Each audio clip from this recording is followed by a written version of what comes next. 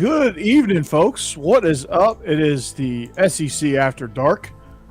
Joining me, as always, is my drink, my Moscow Mule tonight, and also Stephen Willis and Jeb Beecham. What's up, guys? What is up, Corey? The bottom of this cup. That's what's up. Yeah, plenty of alcohol tonight. It's good night. Good night. Yeah, I'm drinking some Tito's vodka with mixed with a little bit of that. It's not really a Moscow Mule. It's just kind of like the quick version. So the chat is ready and raring to go. Got an action-packed show as always. A heavy week 6 that we're going to review. As you see below, the Tide got rolled. I say that with a little bit of hyperbole. They didn't get really rolled, but they did go down. We'll recap some of the other games. There was some exciting action in the SEC.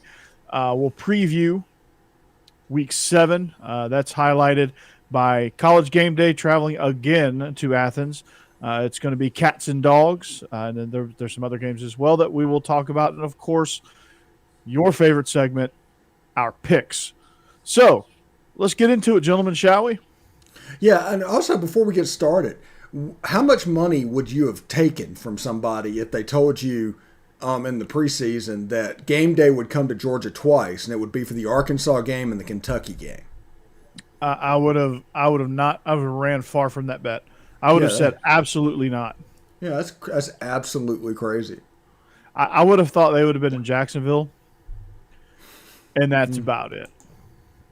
Because obviously they came to Charlotte for that game with Clemson, but to make 2 trips to Athens for 2 top 10 matchups with Arkansas and Kentucky is ridiculous.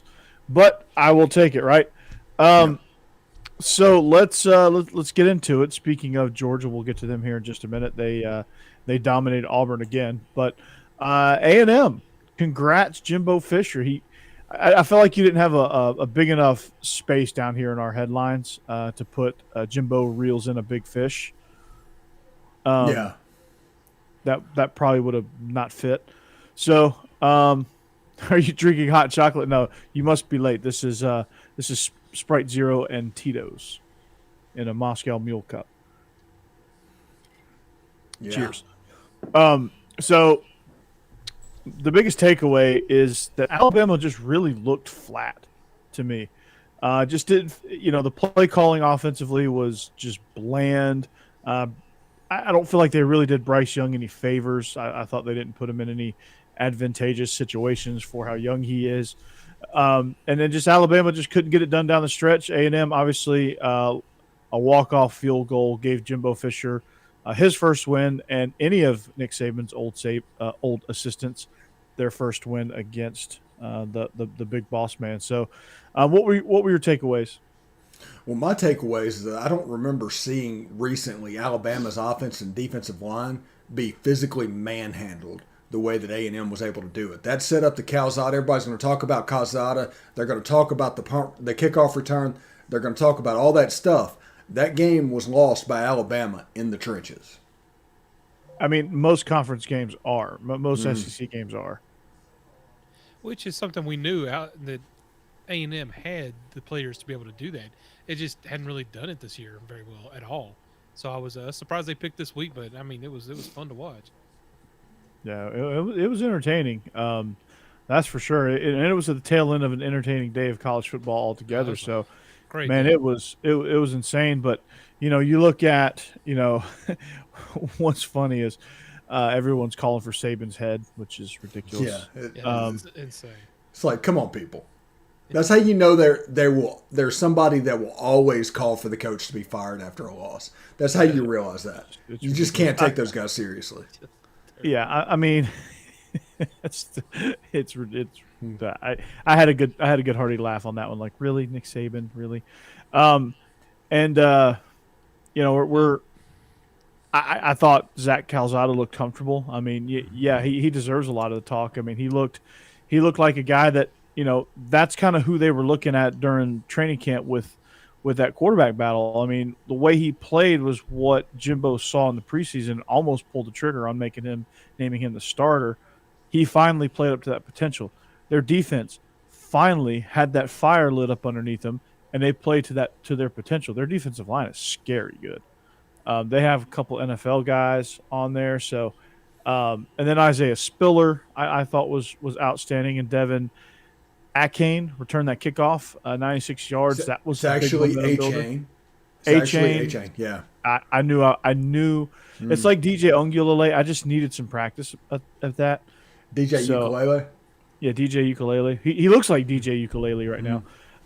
They were thankfully off, so they didn't have to lose. They come back Friday night against Syracuse, but Calzada threw for 285. They got right off the bat. They got a targeting penalty. Guy got ejected. It was who was it got ejected? I forgot who got ejected. I mean, right off the bat. But Jamison Williams for Alabama. Holy cow, man! Is there a more electric receiver in this conference? Yeah, I think he plays for Arkansas, but Jameson Williams is close. I mean, dude's explosive. I mean, Yeah. he is a big play waiting to happen. Yeah, Traylon Barks is AJ Brown. That's what he is. High praise. That's out. Yeah, that's high, very high praise. Hang on, let me send an email to Greg Burns. Greg Byrne, you are a okay. All right, click. All right, send. All right, cool. I, I'm trying to go after my idol, John Gruden, and email etiquette. So let's send a few more emails while we're out. But if you want to email the show, you can. Steve, give them your email. Yes, you can hit me up and email me at positivelyolemiss@gmail.com. You can hit me on Twitter at the Stephen Willis or at Old Positively. You can catch us on Facebook at facebook.com/Palmcast. And of course, you can catch us on YouTube at Positively Ole Miss. Subscribe, hit the bell. You'll not only know that we're streaming, you'll know what we're streaming about. And of course, we're on Twitch at Positively Ole Miss. All of that is down there below Jeb and below the La Terrain thing, all of our social stuff. And I think you can catch Corey at the Believe in Georgia Dogs. We're streaming there. You absolutely can. Absolutely can. And I'm excited. I paired it with the preview for the Biscuits and SEC, so I'm excited to run that on my channel as well. We're having Vinny Hardy of Believe in Kentucky on our show tomorrow night, Israel and I, so that'll be good. We're recording there. We record live the tape. We stream live. We stream Friday mornings, but we go live the tape right now, and it's been working out really, really well. Our numbers are. Our show's starting to grow over there as well. So we appreciate it, and we appreciate each and every one of you, because without you, I wouldn't be having this nice Sprite and Tito's. So anything else stand out with this game to you guys? I mean, just A&M, they played their A game. And, to me, Alabama, a lot of people are saying, yeah, they're not as good as we thought. No, Alabama's still good. Alabama's still elite. They'll still be in the playoff picture. They're probably still going to win the West. So they're not going anywhere. But they put so much effort into preparing for Ole Miss, and they were so laser sharp for that game. Mm-hmm. It was only natural that you would come down a little bit, and A&M was sky high. I mean, it was a clinic on the slot fade in College Station Saturday night. Mm-hmm. Absolutely. Jeb, any last takeaways? No, I think a lot of us thought that Ole Miss might expose some holes in Alabama last week, and it didn't really happen at all. But I think what we saw from A&M that really, you mentioned earlier, I think defensive line, just getting after that quarterback, Bryce Young, all night, really disrupting his play, helped them a lot. And it was just ended up being a shootout that A&M was able to win at the last second. It was great. And like I said, I think the play calling in clutch situations has to be better. Yeah. And welcome to the show, William. If you have any questions, hit them up. We'll take care of you. Thank you for joining us. Yeah, absolutely. I'll give you a ceremony hottie toddy, even though that doesn't match my background here. But yeah, drink. Somebody's drinking a White Claw there. I love it, man. That's Cassidy. She's probably drinking 7 after College Station. Those may be facts. Yeah. But we don't make up facts around here, so we're going to need a picture to prove that. We're gonna need a picture of your carnage, Cassidy. To Cassie, prove that. where's our executive producer, our associate producer? He's probably had one too many White Claws. Yeah. She probably drank him under the table. That's probably what happened. So let's talk about his favorite team. Speaking of our associate producer, let's talk about his favorite team, the Auburn Tigers. That's right, They War host Eagle. War Eagle. That's what Jake wanted. Jake passed along a hearty War Eagle for everybody here tonight. So on behalf of Jake Thomas, War Eagle. No, I mean, Auburn hosted Georgia in what was going to be the spread was favoring Georgia by 2 touchdowns. Obviously, they covered that. They totally dominated. I mean, Auburn, no surprise, got off to a hot start. Got a quick 3 points. It's been the first team that's actually been ahead of Georgia in a contest. Bo Nix looked sharp on that drive, and really on that drive only, with the exception of maybe 2 or 3 other series, he really looked sharp.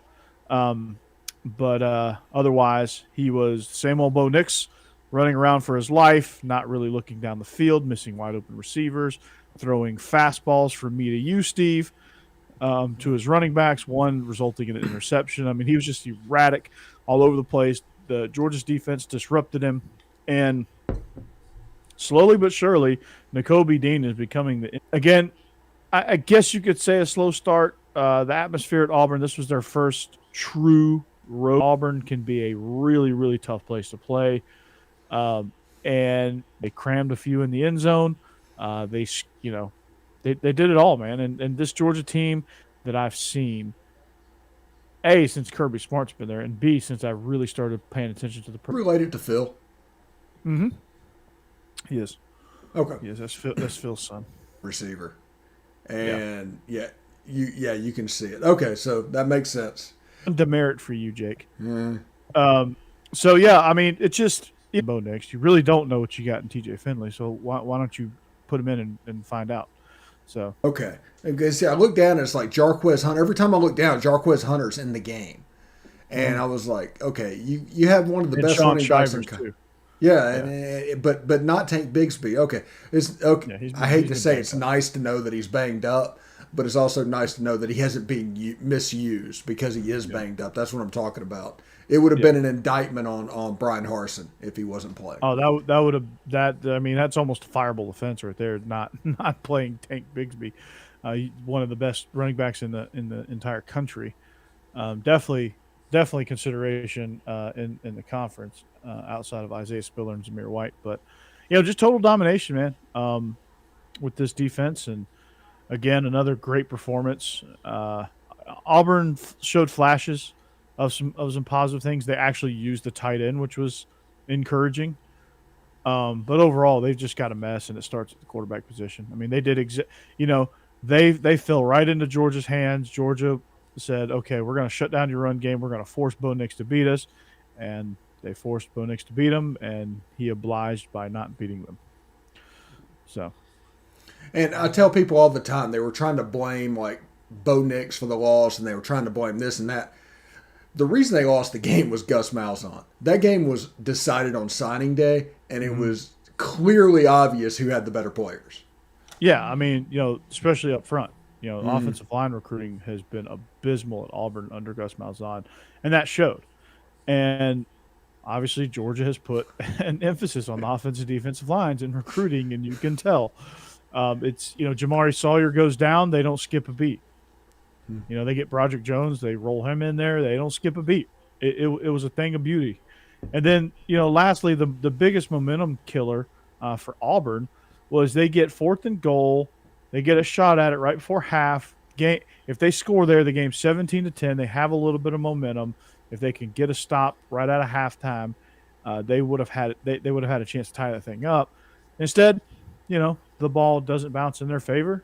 I'm not sure that the play call was the greatest play call, but I think he tried to force that a little bit, and that game was over at 17-3, and I think most people would agree with that.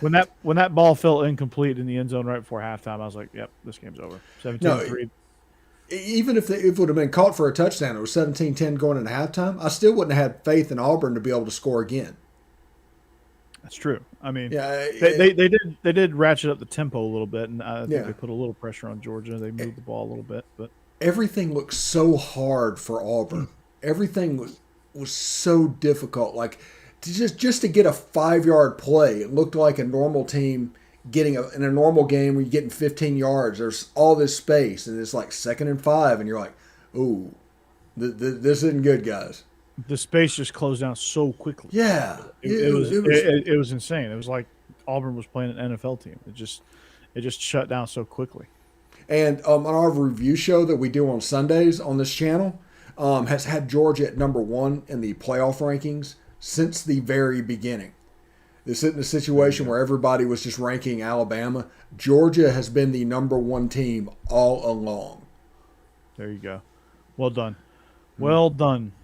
So that's good. I mean, they've been playing like the #1 team in the country. Mm-hmm. I mean, they've been, they get Vanderbilt on the schedule and they beat them 62-0, which is exactly what they're supposed to do.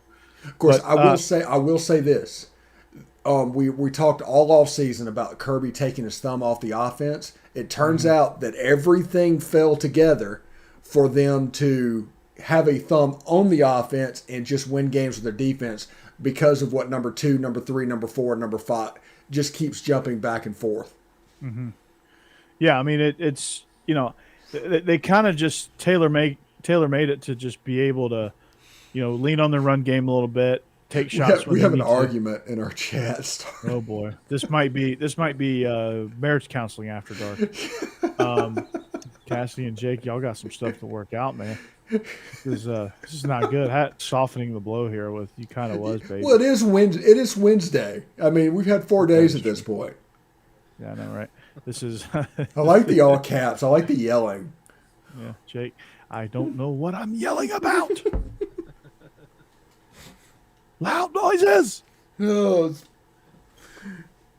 so great. Oh wow, it's getting good. Get your popcorn ready. We might have to take a commercial break and go pop some popcorn. Seriously, right? Can somebody get Lane Kiffin in here? Yeah, he can spare some, right? Yeah. Speaking of Lane, your game was pretty exciting, huh? Your day got off to a rousing start. That was probably the best game I've ever seen in football, and that's only because we won. Because if we'd have lost that game, it would have been one of the worst I've ever seen, like 4th and 25, like the 2015 game, and the 7 overtime classic. Also, okay, it's getting real over there. Ole Miss and Arkansas, for not playing for a trophy, has some of the weirdest games. The first 7 overtime game when Eli was in school, 2015, the Hunter Henry heave. This year, this game is legit, people, and if you want to overlook it for other rivalries, do so at your own peril. This game is legit. Yep. It certainly was this week. I'm Yeah. trying to watch the Tennessee-South Carolina game and just couldn't take my eyes off the Ole Miss-Arkansas game. It's ridiculous. Yeah, I was trying. I was like, man, this Texas OU game is pretty fun. But I was living the 2-screen life there. I had my phone on one, I had the TV on the other, and at one point, Steve, I put down the phone because I was making buffalo chicken dip on the smoker on my Traeger, and Nice. I put my phone down for a minute because I was like, okay, it's like middle of the third quarter, so I was like, I can put my phone down for a minute and go tend to my stuff on the grill. And I come back and there was 3 touchdowns that were scored. I was like, what in the hell? It's like, I was good walking between Lord. 2 rooms. I was wearing a little trough into the floor, walking back and forth. Man. It was bizarre. I was like, man, this is exciting. I can't leave my, I had to put the phone on the charger too. Come on over. Yeah. You might need to. You might need to Actually, get out of the house. no, that was Cassie that said that. It was Jake that would have to come over. Yeah, well, Jake might have to crash on the couch. But Cass, if you need to get out for a second, come on over, grab some chicken dip. I'll deliver to you. Alabama will win by 40 plus. Yeah, they will. Or let Mississippi State. Yeah, it's absolutely possible. I mean, it's absolutely possible. And it all comes down to whether or not Mississippi State can create pressure like Which Texas they're A&M capable did. of. Yeah, which they're capable of. They're capable of that. So, and we'll hang around. We'll get to that one here in just a minute. All right, but yeah, Arkansas Ole Miss. I mean, I was asked about this. We were recording Illegal Motion last night, and my guys that I recorded with are Big Ten guys, so they don't quite understand the dynamics between these two teams and how just closely related these two teams are. And they were asking me, "Is like, yeah, I thought the SEC was supposed to be defense, elite defenses." Like, well, these two teams probably this might as well have been an inter squad scrimmage between these two teams. I mean, they're so closely related that they know the intricacies of how to stop each other's offense, which honestly they didn't do much of. But these offenses knew every intricacy to attack these drop eight defenses, and they did so quite nicely. KJ Jefferson had a tremendous game. Matt Corral had a tremendous game. Snoop Connor, awesome game. Just all around, it was an exciting game. There was stops when there needed to be stops, which that was few and far between. There was exciting touchdowns, runs, things like that, scores in all different types of ways. I think there was a kickoff return in there somewhere, wasn't there? No, believe it or not, there wasn't. I swear somebody returned a kickoff in that game.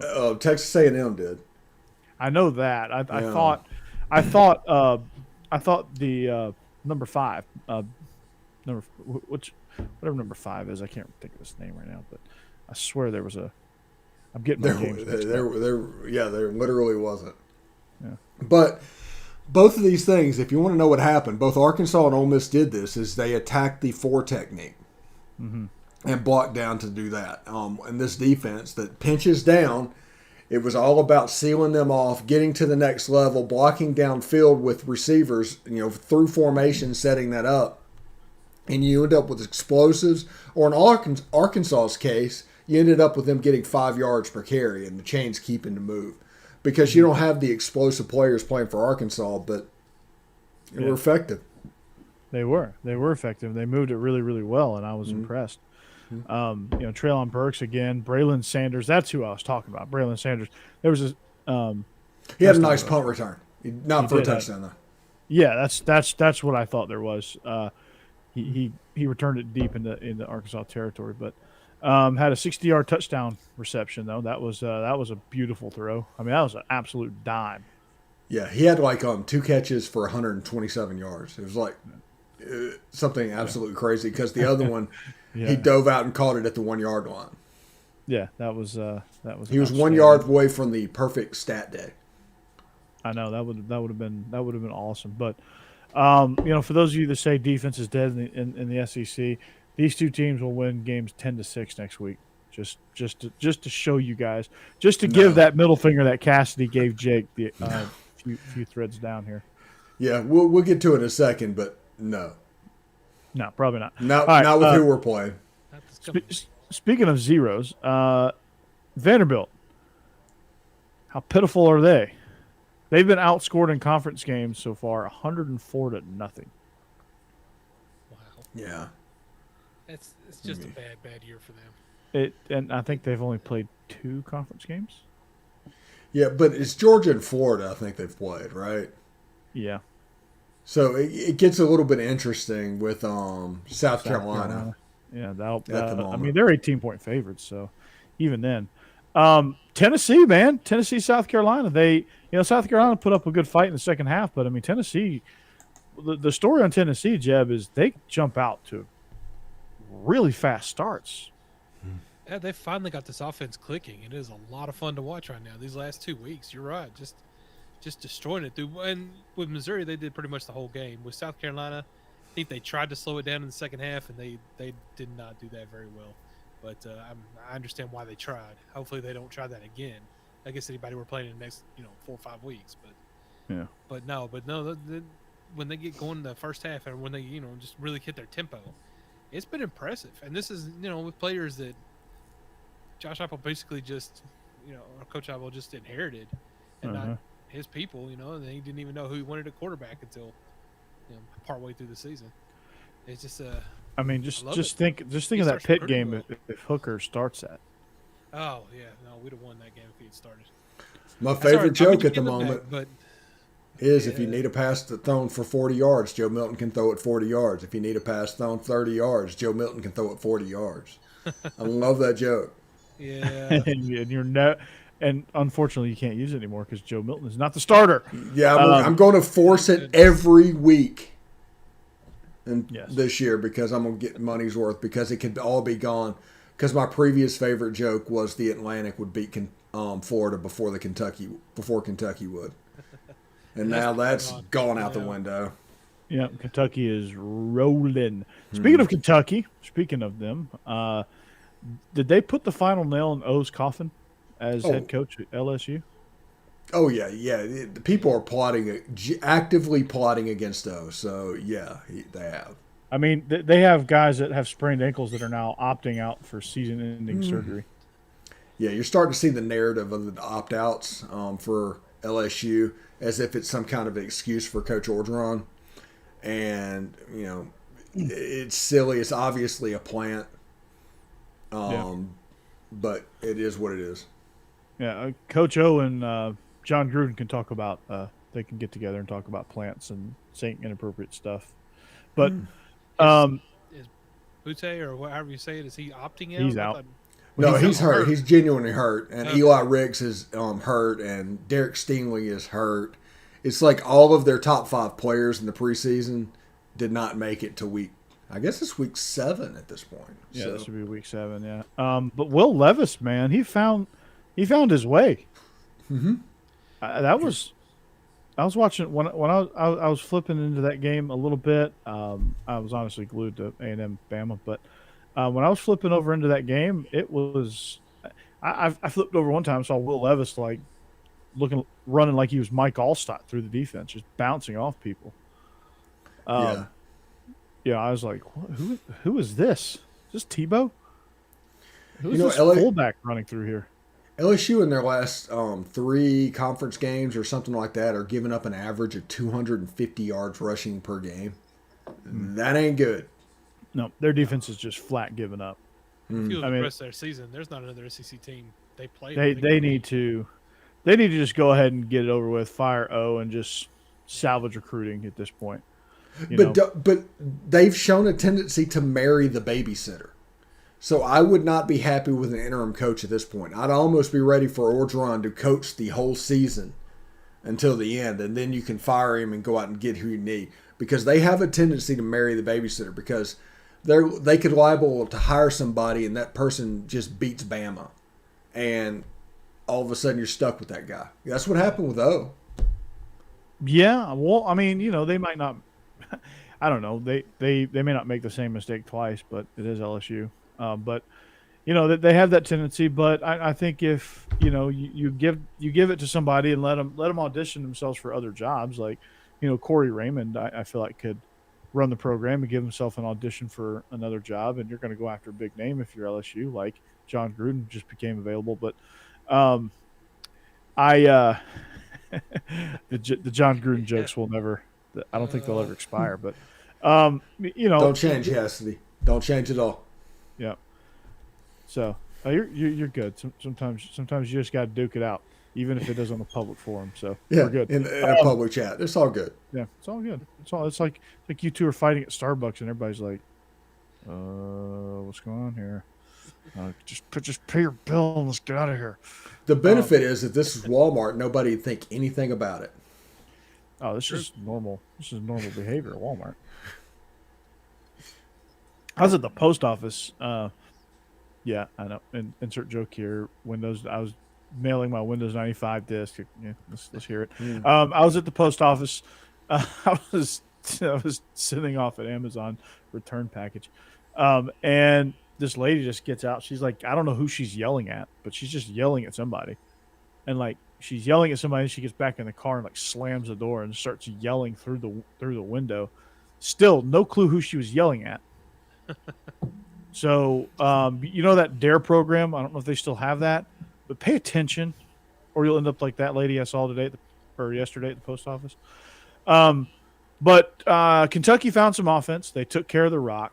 They dismantled LSU, which is good. That's good news. They're going to come riding high in Athens. But let's take a palate cleanser. Anything else from the week that stood out to you guys? No, I think we ran Yeah. through everything outside Yeah. of Missouri and North Texas, which All right, cheers, I didn't gentlemen. watch. Let's palate cleanse and move on. Yeah, yeah, it's been a night. Sorry. Yeah, man. Yeah. I can drink All some right. water. I'll drink some water. There you go. Hey, you just chugged your beer. There's no shame in that. All right. So this coming week we have some very very interesting matchups. We're going to start with the one that was deemed worthy of getting College Game Day back to Athens. Dogs and Kentucky? cats. Oh. Yeah, Kentucky is the sole reason College Game Day is coming in. John Calipari's got a great squad. I think he's got some lottery guys. They're wait. We're not Yeah, talking Hubert about Davis is a great game day. Oh, you mean the other game day? Okay. Yeah, so no matching highlighters with Digger Phelps. So yeah, Kentucky comes rolling in. I got bad news for Kentucky. It's their style of play, their offensive philosophy plays right into Georgia's strength. Georgia's defensive front will eat their run game alive. They will eat Will Levis alive. Unfortunately for Kentucky, I like Kentucky. I've been rooting for Kentucky, but this game is just not a good matchup for them. I just don't think they're going to be able to really get the ball to Wan'Dale Robinson consistently. Will they score a touchdown? I think they could. Wan'Dale Robinson's a special guy. I think he'll get one, but they're not going to do much else. This game the line is Georgia laying 23 points or 22 and a half, or I think that's 22 and a half now. Which is absurd for a 1 versus 11 matchup. Like, that's absurd. Usually those games are, 6 and below, and usually in favor of the home team. But this environment is a 3:30 Eastern kick. This environment is going to be insane. There's going to be several false start penalties. Hopefully, for Kentucky's sake, they don't get off to the same start Arkansas got off to in that game. Arkansas was just doomed from the word go. But Will Levis, the key for Kentucky is Will Levis is going to have to take care of the ball. He's going to have to get rid of it quickly. And they're going to have to find some semblance of a run game, which is going to be not impossible, but it's going to be very, very, very difficult. So for Georgia, for me, the keys are stop Chris Rodriguez, make Kentucky one-dimensional, make Will Levis beat you, which he proved he could beat LSU, but he hadn't proved a whole lot beyond that. And they really haven't proved on a consistent basis that they're completely in tune with this offense and this offensive system that Liam Cohen has brought in. So for Georgia, they're going to have to force that hand and see how comfortable Kentucky really is. Offensively for Georgia, they're going to have to attack in a variety of ways. They're not going to just sit there and be able to play bully ball like they did last year. This defensive front is too good for Kentucky. They rally, they tackle well, they get after you, so they're not going to be able to sit there and cram the ball down their throat. They're going to have to go through the air. Kentucky's going to force Stetson Bennett, which I believe he's in line for another start. They're going to force Stetson Bennett to beat him. They're going to force Georgia to use Brock Bowers and their tight ends to beat him. They're going to keep everything in front. They're not going to let you get them deep. They're going to force you to drive the field, and Georgia's going to have to be patient enough to drive the field, and they're going to have to make plays on 10, 11, 12-play drives, which is usually the more plays you get, it usually kind of bogs down. So that's kind of how I see this matchup. I think that's a great description. Yeah, you did a heck of a job. Now, I will say this. If Kentucky has a formula, and Kentucky does have a formula to win, it would be Will Levis playing out of his mind like Zach Calzada, but maybe more mobile with the mobile quarterback rule with Kirby Smart's defense and Wan'Dale Robinson getting loose a couple of times. Their path is a 17-14 game or something like that with Wan'Dale Robinson forcing a guy to slip or whatever's going on and making a play. Oh, he's going to get one. He's going to get one. I mean, they're going to go over. They're going to find Amir Speed, and they're going to go after him. Like, he ain't going to get one over Keely Ringo, but he's going to get one over Speed, or he's going to find Latavius Brini. They're going to find that matchup somehow, and they're going to exploit that a little bit. And he's going to get loose a little bit. But I think Josh Ali is somebody to watch in this matchup as well. I like Josh Ali. Yeah, and I see a situation where they just say, all right, Keely, all right, Ringo, you're matched up with Wandell. Wherever he goes, you go, and just lock him down. Which Keely Ringo has yet to yield.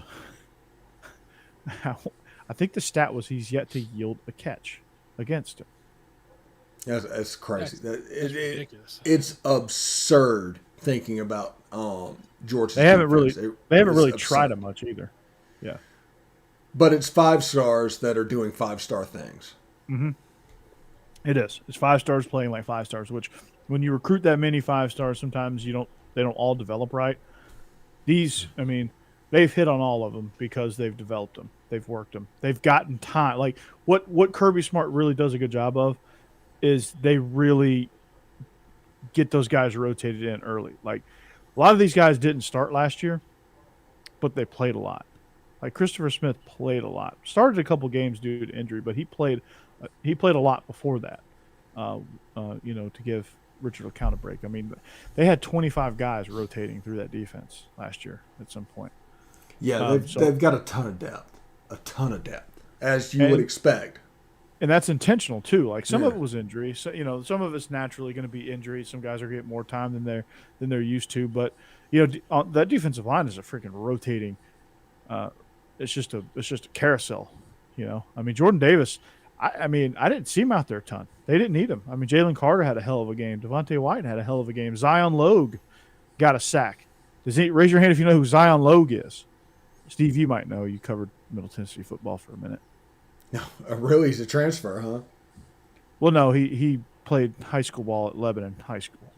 Oh, okay. I was there when his freshman and sophomore year. Dude's huge. Yeah, do not call it Lebanon. It's Lebanon. Lebanon. No, not Lebanon. It's like Shelbyville. Or wait, say it, Jeb. Shovel. It's shovel. Shovel. Yeah. I'm going shovel. I'm going from Lebanon to shovel. Yeah. One thing I can't get past is there's on Twitter that they posted out the number one search term on Pornhub was Kevin James. I can't get past that. Wait, what? The number one search term for the state of Tennessee for Pornhub was Kevin James, per Twitter. That's so upsetting, and I'm so glad I moved. What are you searching on Twitter? It was trending. It's still trending. You've had too many White Claws there, bud. Yeah. Too many White Claws. Too many land sharks and white. Okay. On that note, did I break the show? The chat King Queens. King of Queens. Yep. All right. Speaking of weird, Auburn, Arkansas. Take a look at that game. That game is going to be, let's just say, interesting. So for Arkansas, Arkansas is favored by 4.5 points. I see this one doubling up in Arkansas's favor. I mean, Arkansas's been impressive this year. I mean, they were impressive in a loss against Ole Miss. Someone had to lose that game, unfortunately. Not so impressive against Georgia, but Georgia has a tendency to do those things. But I think, honestly, it just Auburn. Auburn struggles. Auburn's very inconsistent. It's like a roller coaster ride with Auburn. You're not sure what you're going to get from series to series, especially if Bo Nix is in there. It's always an adventure. Every pass seems like the Doug Flutie Hail Mary, where he's just running around and all of a sudden just uncorks one, and you're not sure where it's going to go or where it's going to land. That's kind of what Auburn's passing game is at this moment with Bo Nix. And for Arkansas, man, they're just methodical. I just love the way they move the ball down the field, and then they throw. They take shots to Burks. They'll even get it to him short or intermediate and just let him go, let him burn. And KJ Jefferson's really maturing as a quarterback. I'm really impressed by that. They're just such a physical team, man. They're fun to watch. I'm a fan of Arkansas. I can say that. Yeah, remember Kendall Briles made De'Aaron King famous, and he made him so famous that he's still famous after 1 year at Houston 4 years ago. Kendall Briles can coach, and he can coach offensively. And what they do is they don't have many game breakers other than Burks, but they are really good at scheming up 4 and 5 yards per play. Now that They're doesn't work efficient. against Georgia. Yeah, it doesn't work against Georgia, but you're not going to play Georgia but once a year, or in their case twice. Yeah, For the Alabama. KJ was beat up too a little bit, I think. KJ's In the always Georgia beat game. up. At 250 pounds, as much as they run him, he's always beat up. That's true. Those are facts. Yeah. Those are true facts. But obviously Auburn's avenue to victories. They're just gonna have to. They only gave, they've got to get Bigsby healthy. They've just got to get him involved, man. Him and Jarquez Hunter, they just got to get those two guys involved. They've got to have more of a run game. They abandoned it for the most part against Georgia. They're going to have to find some things in the run game, even if it's not working consistently. You have to keep banging it in there because eventually you're going to be able to get shots over the top. They're going to have to go. They're going to have to move with tempo a little bit too. They're going to have to get Arkansas a little bit scrambled defensively if they want to have a chance at this. Bo Nix works well in tempo because with tempo it's usually quick throws, and he doesn't have time to run around and panic and see ghosts and all the shenanigans he does post snap. When they're moving fast, he doesn't have time to think. And that's the best thing for Bo Nix. Or get TJ Finley's ass in there and let's go. I mean, it's just that simple. Either way, I think they're going to have to just figure out. They're going to have to find their identity. They're just lost right now. They're just kind of fluttering. They're a good team. They have a lot of talent. They need to fix the quarterback position, and they need to find an identity. Whatever that is, find it and go with it. Yeah. When Ole Miss lost in 7 overtimes against Arkansas, it was the first of 3 straight losses for Ole Miss. So Arkansas beat them over and over again. If they come out slow against Auburn and allow Auburn to front run a little bit to where it's not so reliant on Bo Nix and what's going on, Arkansas could be in a little bit of trouble. They're not made to play catch up. So it's imperative in this game, whoever gets off to the fastest start is probably going to be the team that takes it to the finish line. I thought you were about to say whoever scores the most points is going to win the game. Yeah, well, yeah, that's a maddenism. It is. Boom. So how about the game of the century for you two? Ole Miss, Tennessee. It's going to be a checkerboard out. Lane is taunting the Tennessee fans. At this point, Steve, Archie who? At this point, Steve, is Lane Kiffin the new age Steve Spurrier? I don't know. Does he have enough credibility for that yet? I think so. As far as everybody talking about him, yeah. I mean, he could absolutely has that. But as far as the game, he does have like 10 plays a game, which are essentially double moves. They figured out a way to scheme up Arkansas's defense. They had 12 months, number 2 in the nation in pass defense, and Matt Corral by the fourth quarter could do whatever he wanted to. So, I mean, when you see something like that, you say, well, okay, yeah, that's the case. But I want to see it consistently. I mean, I don't know if he's as consistent as Spurrier at this point, but he's at the point where, at his best, he does Spurrier-esque things. Yeah, absolutely. I couldn't agree more on that, but it just stood out to me because he's doing all this, trash talking and all this stuff. It's pretty funny. It's pretty entertaining to see. I'm glad it's good for college football. It's good for this conference. He brings he brings it all back to life. But this matchup with Tennessee is going to be interesting because Tennessee gets off to these really fast starts. But to me, I just don't think Tennessee has the depth to win this game. I think they're going to get worn out. Because this game is going to be a track meet, and both teams are built for that. But I just think that with Tennessee, they're just going to run out of people, run out of bodies. I mean, they're beat up, they're banged up. They just got a lot going against them in this game. But the crowd is going to be ridiculous in this matchup. It's going to be. Is it the first sellout in Neyland since what? In a long time, really, right? I was going to say at least, in the last year and a half or so.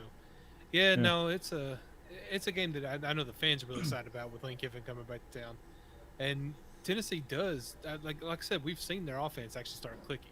And it's great the way it works with the balance between running and passing. I like it a lot, but you're right, they don't really have the depth. They still have too many issues to crop up.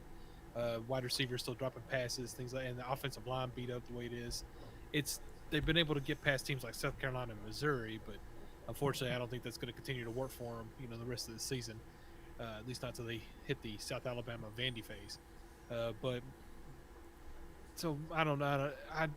I think it could be a lot of fun, but like you're saying, eventually it's just going to kind of fade off. Where maybe they keep up with Ole Miss for a while, they have a great game, and then at the end, Ole Miss kind of pulls away.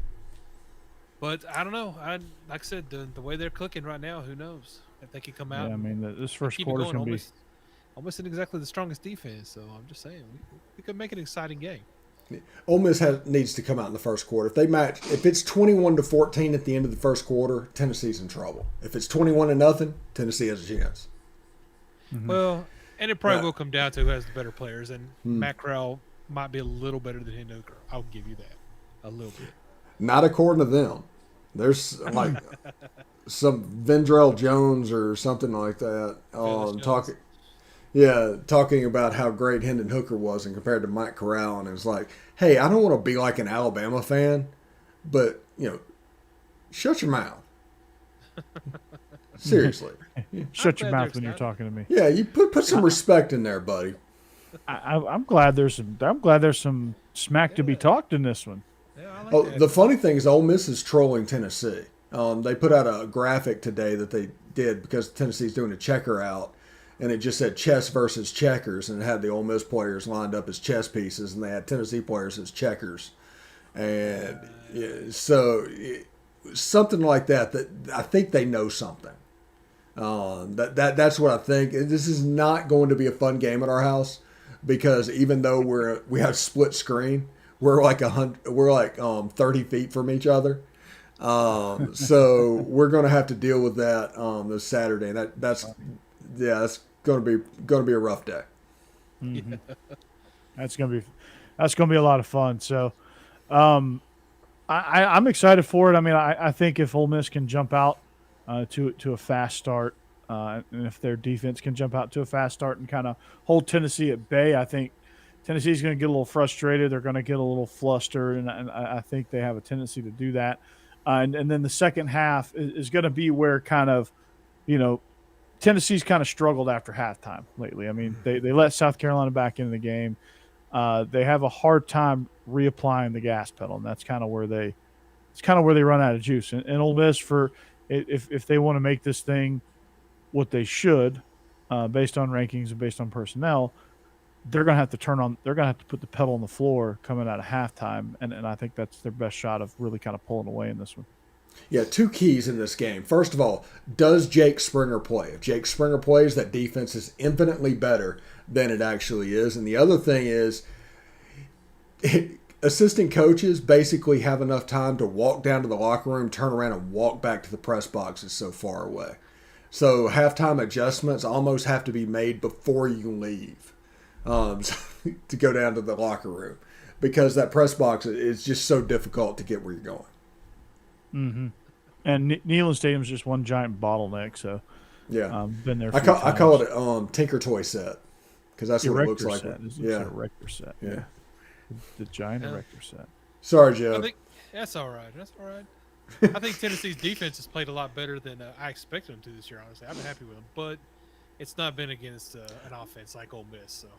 And I think they're out there starting middle linebacker for the season. Yeah, he's gone for the season. I think they're getting several people back healthy that have been out, but not him, unfortunately. Yeah. You're going with the black jerseys too, the dark mode again. You should. That should just be a permanent uniform. That should. But I like. At least should be a permanent helmet. Yeah, that's the helmet you need to go with moving forward. I mean, that thing's real sharp. I mean, it preserves all the natural traditions and it makes them stand out, actually. So, all right, guys, that's going to wrap it up for our preview segment. We're going to move right along into the best segment in all of the show, the whole show, really, and all of the universe. We're going into our picks. All right, so let's recap Week 6 real quick. Steve, myself. Went 5-4 last week. Jeb, not so good of a week. You went 3-6. Jake, you went 4-5, and Craig had a rough week at 3-6 as well. That brings our overall record. Steve, you're sitting at 32-34. Jake, you and I are sitting at 36-30, along with Craig. Jeb, you're sitting at 28-38. So you need to get a little bit more aggressive here. And Kevin is sitting at 5-4. Had a 5-4 Kevin last James? week. Kevin Oh, James, sorry. yes, yeah, Kevin James. He is he's actually 5'4". No, and Mr. Bohannon is 33-32 overall. So let's start. Texas A&M travels to Columbia to take on the Tigers of Mizzou. A&M is 8.5-point road favorites over Mizzou. Mizzou just really hasn't shown me much. So I'm gonna start it off this week. Mizzou really hasn't shown me much here. Texas A&M is flying high. Is there going to be a bit of a hangover? Even if there is, I still think they win this game by 10 points. So I'm taking the Aggies. Jeb? Yeah, I agree with that. Missouri started off, the offense playing decently. Defense has been bad all season, but to me, they're just fading away, kind of like they did last year. And I think A&M's going to come in now, having finally kind of found themselves and be able to cover this spread. So I'm going with A&M. Yeah, I look at this as like a 3-point win for Texas A&M because last week they're still talking about that win at this point, and they're going to be talking about it tomorrow, and they're going to be talking about it Friday, and all of a sudden you have to go to Columbia. It's a weird place to play. I actually like their uniforms, by the way, this year. They can look really good, but it could be a situation where they can win the game. But I'm not quite ready to call just upset alert at this point, but I think it's on the table, like straight up upset alert. Oh, okay. That's very bold of you. So here we go. All right, so Steve's taking Mizzou. Jake's going to take A&M as well. I'm not sure where Craig stands on this one. Okay, so our next game is going to be Florida. 11-point favorites at LSU. This one is very, very interesting because it is at LSU. However, the nail is in the coffin. LSU is all but completely checked out, so I'm taking the Gators here, and I think that's going to be a clean sweep for all of us, right? Absolutely. Yeah. I don't know if anybody's going to take the LSU, but I mean, we'll see. I'm rooting for it. Do that. I need to catch up. Nice. Nice. All right. Our next game seems to be unanimous as well. But we just talked about it. Auburn is traveling to Fayetteville. Arkansas is 4.5-point home favorites. I'm taking the Hogs for all the reasons I listed earlier. They're just their style of play. They're efficient. They're effective. They're physical. KJ Jefferson is really turning into a mature quarterback that can beat you in a variety of ways. That can do a lot of different things. So I'm taking the Hogs here, and I think we're pretty unanimous, right? Yeah, last week I took some long shots trying to catch up. Didn't work out for me. I debated it on this game as well, maybe going for Auburn, maybe having a good game, but they just, in the SEC play, they just have not this season. They've not got it together. And Arkansas is just playing too well, so I can't pick against them. Right. Yeah, Arkansas. In 2001, after the 7 overtime game, Ole Miss lost 3 times in a row. In 2015, after the Hunter heave, the last time a game like this was played, Ole Miss went and just beat the brakes off of LSU. So I'm going to think Sam Pittman has those guys ready to go, and this is an Arkansas standout win. Absolutely, and Jake is going with Arkansas as well. All right, we roll into Athens, Kentucky. Kentucky comes into Georgia as 22.5-point underdogs. I'm taking UGA because our rule this year is take UGA, which is kind of counterintuitive to what UGA used to be. Which, if it was a spread that was over 3, you took the points, but not more. I think Georgia's going to cover this one. It's just a horrible matchup for Kentucky. Kentucky's really good. They do a lot of great things, but I just don't think they're going to be able to this week in a hostile environment. I'm taking the dogs. Yeah, I dislike that spread, but what can you do? There's just no holes on defense for Kentucky to attack. Maybe they get lucky, like you're saying, Mondo, if somebody gets behind the line a time or two, but I can't bet on anybody to be able to score too many points on Georgia this season. Yeah. It gets a little bit weird if Kentucky scores 10. Yeah. I think they can hold Georgia to less than 34, I can see a 31-10 game, but that is enough to cover the line, essentially, for Kentucky. But I just don't, at this point, I don't think it's going to happen. I don't think they can score 10, honestly. Yeah. Wow. Yeah, I'm right there with you. And it's going to be tough sledding. So, all right, let's move on. Vandy at South Carolina. South Carolina's 18-point favorites. That baffles me. But my rule this year is do not pick Vandy against any spread. I don't care if it's 50 points or 2.5 points. I'm taking the Gamecocks. They are just a more complete team. They play hard. They have a few things that they can hang their hat on. So I'm going to take South Carolina here. Yeah, I agree. I don't think South Carolina has played that badly this year. They're just not a great team. But Vanderbilt is just terrible. I mean, anybody that can let UConn hang around as long as they did. No, I've got to pick against that every time. Mm-hmm. I'm taking the Doors. I just don't think South Carolina is 18 points better than Air at this point. I think this is a game that South Carolina is going to win by 2 touchdowns. It's going to be 28-14, 24-10, somewhere in that range. I see this game happen a lot like last year's game where I think they 50-pieced them. So I think it's going to go along those lines again.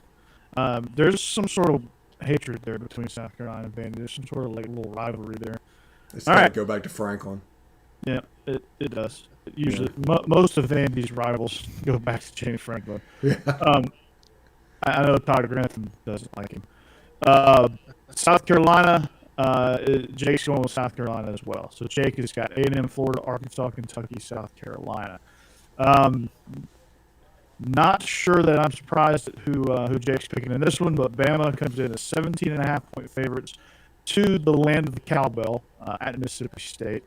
I'm taking Bama here because, well, Bama, they typically cover spreads. And I know they kind of broke the rule last week against A&M, but usually after a loss, they'll probably roll Mississippi State. This game will be like a 45-10 type game here. I think it's gonna get ugly. Mississippi State doesn't have a whole lot of chance. Oh yeah, I'm glad it's Mississippi State and not Tennessee this week because I think Alabama's going to play angry, and that's not a good sign. Mississippi State, honestly, Mike Leach's system is working better than I thought it would. They look pretty good. They're still very one-dimensional though, and I don't think that's going to be able to do much against Alabama. But not a good matchup here. It's like Remember the Titans. It's like Novocaine, baby. It works every time. There you go. 60% of the time, it works every time. Yeah. The Willis family, the Willis Beecham family rivalry here. Ole Miss at Tennessee. Ole Miss is 2.5-point favorites. Matt Corral, they're on the road in Knoxville. It's a checkerboard out. I'm taking Ole Miss because they're just too explosive of a team. I think this game it's very much a pick 'em at 2.5, but when the spread's that low, it's just who you think is going to win at this point. So I would take Ole Miss, and I think they're going to win, and I think they could cover a 7-8 point spread too. No, Hypo has that offense just firing on all cylinders. I think they come out, get a good fast start going.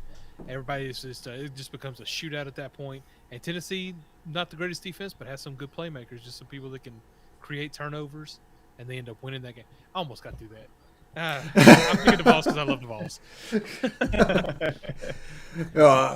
I am going to take the Rebs because Matt Corral is the best player in college football, and at 2.5 points, it's basically a straight up pick, and I think Ole Miss is just going to win the game. There you go. Basically, to pick them, you just who's going to win. Mm-hmm. All right, OU. Actually, Oklahoma State, Okie State at Texas. 5.5 or 5-point favorites. Texas is at home. Okie State's showing me something. They're proving something a little bit. They're playing a little bit of defense up there with Mike Gundy, and they're actually playing some pretty good ball. Texas is reeling a little bit right now. I think they're going to try to figure themselves out. They're a team that's very inconsistent. They haven't figured themselves out yet. I don't think they know kind of how good they are, how good they can be. I'm taking the Cowboys here on the road. I just think they're just playing better football right now. I don't know. Texas, that game last week was exciting. Texas came out really fast. Looked like they were just going to dominate that game. Unfortunately, once Spencer, whatever his name is, got benched there, Oklahoma was able to come back. Oklahoma State is very good, though. So, I honestly, this is kind of a toss-up for me. But I think Texas is just playing really well right now. If they can knock down that defense a little bit, I think they can win this game. Yeah, I'm going with Texas, but although I think about it, it would be Cowboys versus Cows, essentially. So it would be kind of like that. But I'm going to take Texas. I'm going to root for Casey Thompson to do his thing. And I think they will win. They're 5-point favorites. So that's like a touchdown. Yeah, I think they're a touchdown better. Gotcha. Jake's picking Okie State as well. All right, TCU at Oklahoma. Oklahoma's 13.5-point home favorites. It's got to be Caleb Williams, right? If it is, I'm taking Oklahoma big. If for whatever reason they go back to Spencer Rattler, which they're just flat around him because I think the rest of the team knows he's a fraud, and they just don't play hard for him. He's entitled. Everybody else is celebrating this huge comeback win. He's over there pouting and first one in the locker room and all that stuff. Probably getting his transfer papers in order, but it's got to be Caleb Williams, and it's going to be Oklahoma big. Oklahoma finally looked like a top 5 team, and with Caleb Williams, I believe in the Sooners. With Rattler, no such thing. But they just play at a different level with Caleb Williams. Yeah, there's just things about Spencer Rattler that just rubs me the wrong way. I don't really like him very much. But no, I mean, I know it's hard to turn over your offense to a freshman, but he played really well, and I think like you said, Oklahoma was just kind of rolling with him. So, and TCU, decent team, but not great. I think Oklahoma can steamroll them pretty well this weekend. Yeah, I'm going with Oklahoma as well, but keep an eye on the transfer portal because there's a good chance. I have no information on this whatsoever, but I think there's a good chance that he ends up in Oxford next year. Rattler? Mm-hmm. That'd be a terrible thing for Ole Miss. No, Lane's the quarterback. He made Jonathan Crompton into a more than serviceable quarterback. I'll give you that. But Lincoln Riley is that way too. And this kid, you don't want to touch this kid. I'm telling you, you do not. Maybe not. But it's one of those things to where I just think Lane has a chance to get it. Of course, there's other quarterbacks in the league. What they need to do, what Ole Miss needs to do, is reach out to Grayson McCall if he's got any years of eligibility. They need to find out what's going on with him. They need to figure out what's going with him. That's the dude that needs to come. Yeah. You need to reach out to Carson Beck because Carson Beck's gonna get passed up. Like that. Like I can see Carson Beck really thriving at a place like Ole Miss. Anyway, our final game. It's a bonus round. I thought this was an interesting matchup. Kalani Sitake, who I think should be a contender for the USC job. He should get the USC job, is what you meant to say. I mean, at this point, yes. Yeah. What he's done at BYU is nothing short of remarkable because BYU is not an easy place to win. And I've just been impressed with him. This game, Dave Aranda has also done a tremendous job at Baylor. Was horrendous last year. Got off to a really kind of a sluggish start, but they're kind of rolling now as well. They are 6.5-point home favorites. But BYU, to me, I don't know. They play hard. They play fast. They play physical. They seem to get it done. They're the best team in the Pac-12 South, and they're not even a Pac-12 team. This is going to be a future conference game too, because BYU got accepted into the Big 12. So this will be a future conference game. So you're going to get a preview of that. I think BYU wins this one, and if they don't win, I do think they at least cover. So I'm taking BYU in the points, but I do think they have a really good shot at winning this thing outright. Yeah, and I'll be honest. I don't know a whole lot about BYU, but I've been paying, just basically watching highlights of what's going on this season. But they do seem to play really hard. I like them as a team, and like you said, it's not an easy place to go and win. So you got to be impressed with what they've done so far this season, even with their losses last week. So I think BYU can win this game. Yeah, and this is a weird game for me because I like BYU a little bit for this game because I've watched Big Love recently. But on the other side, I can say that I've worked at a Baptist bookstore with my preacher. So I have that going for me, and I was a youth ministry major for my first part of college. So between those is kind of up in the air. I think Now Baylor you're in this spreading game. the gospel of college football. Yeah, that's what I'm doing. So Baylor, I think, is going to kind of big boy BYU a little bit. I think they're going to set it up to where, they can just take a G5 school and put it down. Because even though BYU's been accepted into the Big 12, they're not a Big 12 team. Yeah, And Baylor's been good. That's true. Yeah, Baylor has been good. Baylor's been really, really up and down. So, and Oregon over Cal. Yeah, Cal's terrible this year. Cal's probably one of the most disappointing teams in the country, because I thought defensively they were special in the Pac-12, and I thought they were going to have a chance to compete in the Big 12 North, or Pac-12 North, I should say. But they've just been absolutely dreadful under Justin Wilcox. And maybe Justin Wilcox is a better coordinator than he is a head coach, and that's okay. He's certainly a great coach. He's certainly a great defensive mind, but he just hadn't found the formula over there. And Cal's not an easy place to win either. They're just weird over there. That's a Friday game, correct? That is a Friday game. So Cassidy, you'll be watching that on Friday. I love watching Oregon, and I love Mario Cristobal is one of my favorite coaches. So I think that's a team that you can get behind outside of the conference for me.